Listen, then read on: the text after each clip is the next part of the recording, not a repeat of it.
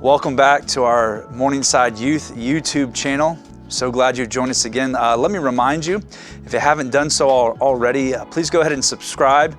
Turn on the notification button so that anytime we make a video, you'll get a reminder about that. We started a new series last week called Essential. And what we're doing is we are walking through the life of Jesus, and we're just trying to pull out some things that he did on a regular basis and see what was essential to him. And then we want to apply those to our life and make them essential in our life as well. So last week we talked about how prayer was essential to the life of Jesus. This week we're going to be talking about how serving others was essential to Jesus as well.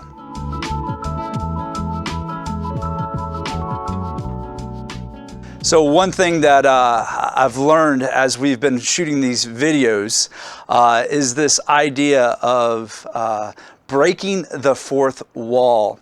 And what I learned is that when we started shooting the videos, we did not look at the camera. We talked as if the audience was there, even though there wasn't an audience.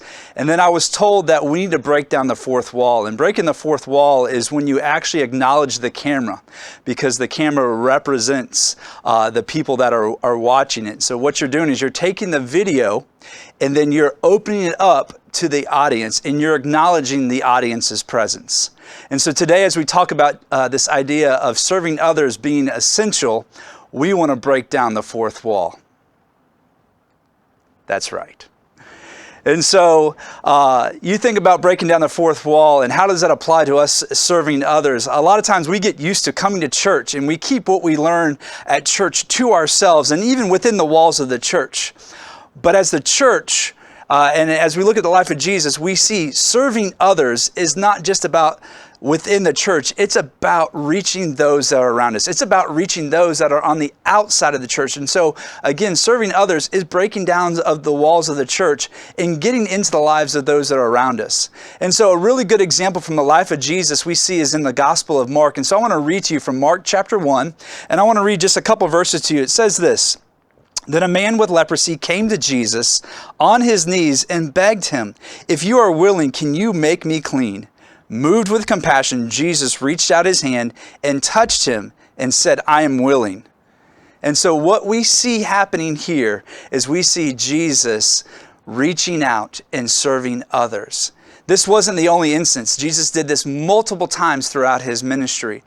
But I want to just kind of see, what was it in the life of Jesus that helped him serve others? And so the first thing that we see, even from this passage, is that Jesus had a heart for others. When you look at this passage, it says that Jesus was moved with compassion. You see, before Jesus reached out and touched him, before Jesus spoke the words and healed him, Jesus was moved on the inside. And so I'm just curious, when you look at the people around you, do you see the needs in their life? Are you moved with compassion? And so that's step one. Before we talk about using our hands, it starts with our hearts. It's having a heart for God and having a heart for others. Step two, it actually says that Jesus sees this man and he touches him. Now, if you study this whole idea of leprosy, that was a huge deal for Jesus to actually reach out and touch them, because in Jesus' day, lepers were shut off from the world. In fact, it was one of those things to where leprosy was extremely contagious. So even if a leper were to walk through a town, they were supposed to yell, "Unclean, unclean," and they weren't even allowed on the inner parts of town. They were supposed to stay on the outskirts, kind of like in their own colonies, if you will. But Jesus sees this leper and he has compassion on him, and he serves him, and he reaches out and he touches him. And by touching the leper, what he is basically telling him is basically, hey, I see your need and I want to reaffirm that, and I want to do something about it. And then Jesus does these things. He says, "You are made clean." And so when we serve others, we have to realize that it doesn't just start in our hearts, but it starts with it goes to our hands. Serving others requires action. And so we want to encourage you to live out the life of Jesus and serve others. So therefore, do something. Don't just have a heart. Don't just be moved, but do something. Act on that.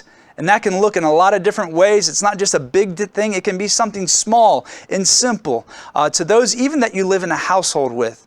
And so service, again, doesn't just start in the heart. It moves to our hands and having action. The last thing that we see happening with this leper is this, and the idea of serving others and making that essential is it changes lives.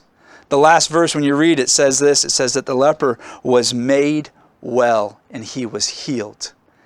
And so when you think about serving others, what you do really does impact others.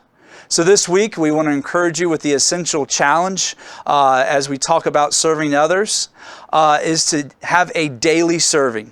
Every day we feed ourselves different things, but we want to encourage you not to look at yourself this week. We want to encourage you every single day, look to those around you, see the needs, and do something about it in serving others.